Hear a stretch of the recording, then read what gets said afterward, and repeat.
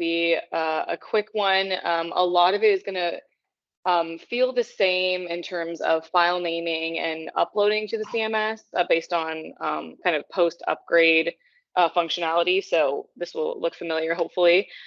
Okay, so I'm going to stop sharing this, and then I'm going to switch this over. Okay. Here we go. Alrighty. So again, this one, I'm just focusing on documents and file naming. File naming is going to include anything that you are creating within the CMS, so pages, files, and anything you're uploading to the CMS, so images and documents. So I just wanted to put that out there. So for anything that you name on your desktop that you're going to upload, it needs to be all lowercase letters. And if there's multiple words, you separate those with dashes. So we can't use any capital letters. We can't use any spaces or any unique characters. You are able to use numbers, but nothing like, you know, an exclamation point or a pound sign, anything like that. So and that's just, it's what the system allows, but it's also really to help us navigate to pages more easily. A lot of times if, for example, words run together, it's harder to figure out what it's trying to say. It's also better for your links. So for example, you know, if this was its own page, basics-training, and it wasn't running together, when people look at your link, they can immediately figure out what that page is and not try to decipher what these kind of jumble words are together. So really, it's for the system to understand the documents, but also for users to have a better experience with that. So I'm going to go into my documents folder. So all of your websites should have your documents folder within its own site. So that should be there for you here. It should just be named documents. I don't have anything uploaded yet, but just like with images, if you all join me for that workshop, everything is going to be uploaded within staging, and that's your default. So really, you don't have to change this at all. But what you're going to do is upload to this field. You could either click new, or you can drag and drop documents into this section. But I'm just going to click new. Oh, excuse me. No, I'm not. Upload. I always do that. Click add, and I'm going to go to my workshop for documents. And I just wanted to show you, so I named these, as you can tell, same name, but different file format. So I'm going to start with this test-document. Going to click open. And here it is right here. And then let's say I wanted to do a second one. I'm going to click add. I'm going to click this one that says test document with a capital letter and a space. I'm going to click open, and it's going to tell me that the file name is invalid. So I just wanted to show you all kind of what it looks like. So this one I'm not going, because this is, you know, for testing purposes, I won't upload this one, but I just wanted to show you kind of what the error looks like. And I typically like to really prepare everything for the CMS ahead of time before I upload, but there is a way to rename within the CMS, which you can do right here. So I'm just going to name this test dash document, and then I'll do -1 to decipher those. And then see, it accepts it right here. There's no more like red error. So I'll click start upload. And here are my two documents. So as you can see, and this is, again, so with our upgrade, we are using binary management, which is this new process where you upload to staging and then you will publish to either test or production or both. But it is nice here to see your status. This is unpublished. So that's kind of an indicator for you to say, okay, well, I uploaded these, but now I need these to actually be published to the CMS so I can utilize them on my page. So what I'm going to do, I'm going to upload both of these. So you can either click them individually like this, or if you wanted to click this top checkbox, it'll automatically click both of these. Then I'm going to, for documents, I'm going to do both to test and then click publish. And then definitely for documents, you also need them on the production server. So you're going to click publish again. This is your production server for the Tampa campus, is USF_EDU for the default, and then I'll click publish again. Okay, and as you can see, that status went away because they are published to the CMS. Are there any questions before I move ahead? Pretty simple. Okay, and again, this will be a really quick workshop. Just this, I just wanted to, for these workshops, really choose specific topics, so it'll be easy for you all to navigate back to these resources quickly. You don't have to be, going through an entire hour video looking for one specific thing. So, although this will be short, this will hopefully be easier to reference later on.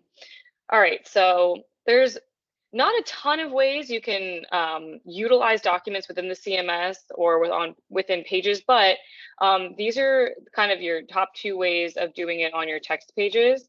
So you can either do simply a hyperlink, or I can show you how to add them within what we call an info section component, which some of you may not have seen, but I will caveat with moving forward, we are only using our new text page option. We are no longer using the info section page because this component basically replaces that.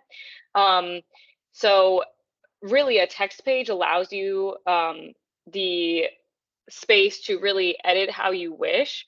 The info section page was a lot more, what's the word?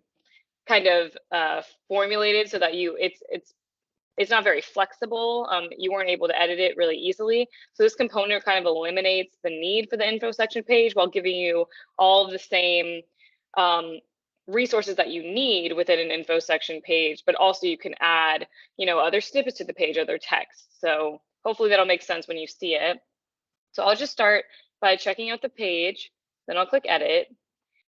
So here I'm going to just hyperlink my document. So again, if you've been on other workshops with me or worked within the CMS, you hyperlink by using this link icon. So I'm just going to highlight hyperlinking a document, and this is what I want the link. These are the words I want the link to be in. I'll then click this insert, I believe it's insert link. I'll click this icon. And then here, this is your dependency manager. And you'll see these if you're trying to locate images on your site or other pages within the site. And again, we use this so that it generates what we call a dependency tag.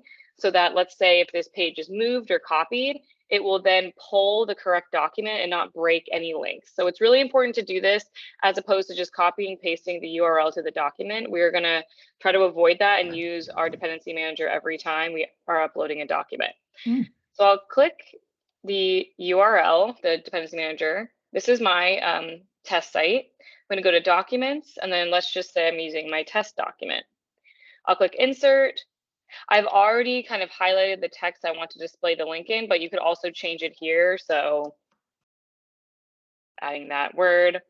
For documents, for now, we're going to have you all open it in a new window. It's kind of ever-changing rules for accessibility on the web, but for now, you can have this open in a new window for a document. You'll click save, and then right here, there is my document. And hopefully when I click on this, it'll show you, there we go. This is my test document.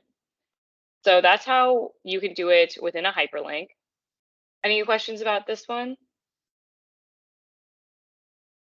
Nope. Okay, great. So this is kind of the second and last way to utilize links on a page. So like I was saying earlier, this kind of is replacing the info section page with this component that our developers created.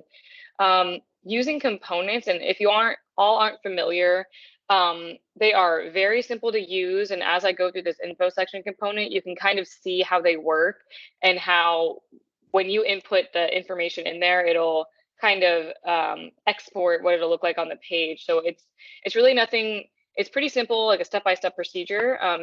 They're not hard to use, but they're really useful. So I'll click this icon. I don't know what we'd call this. This is a little, almost reminds me of like something in space. I don't know. Insert component. If you ever don't know what it is, if you hover over it, it'll tell you right there what it is. You'll click on it. And then right here, we only have a few available, but I'm going to click our info section one. I'll click insert. And what it does is it immediately pops up this kind of helper info text. And it lays out exactly what it's going to look like on your page. So we're going to have an info section title. So we're going to call this documents. We can add text if you wish. So uploading documents to a text page using the info section component. And then we would like, so on the info section component, you could have multiple links displayed. So let's just say we had documents, and then we had, let's say 5 documents underneath here. We would have multiple display links. So it's really easy. You could just use the drop down to say yes or no for how many links you would like to display. Let's see how many we have. So 3, 4, 5. So up to 5 links we can do. And then it also allows you to open it in the same tab or a new tab. So this is my link text. I'm going to put this very important document. I want this to display. And again, sometimes the icon changes from kind of like this file icon to like a box with an arrow in it. Regardless, if you see a spot where you can add the URL and you see this on the side, this is your dependency manager. So sometimes the icons will change slightly, but I wouldn't focus on that. I would just make sure to click on it for the dependency manager. So once again, I'm going to click. I'm going to go just back to my staging so I can navigate to my page. So I'm going to go test Grace. I'm going to go to my documents. And then once again, here I'll do the other document, test document 1, choose file. And I do want it to open in a new tab. And I'm just going to click save, although I could continue to add additional links here. As you can tell, as the default, we want it to go in chronological order. So it wouldn't really make sense if your display link 2 was visible and your display link 1 was not. So just as you work down your info section component, if you have multiple links, you kind of just go through these one by one and say, okay, let's say we had 3 documents. You'd say yes for display link 2, yes for display link 3, and I'll kind of just have these here so you can see them once I click save. So as you can see, like this is what a component looks like once it's added to a page, but once we click save, it then basically expands to what it will look like on the page. And for those of you who have used info section pages before, this should look really familiar. It's basically your title, your blurb, and then your links for these. So this is what I linked to. So I'll click on it, opening in a new tab. Here's my second one. And then if I did add links here, which again, you should never leave just the arrows here. You should be adding titles to your links for whatever they are. That's how they'll display here.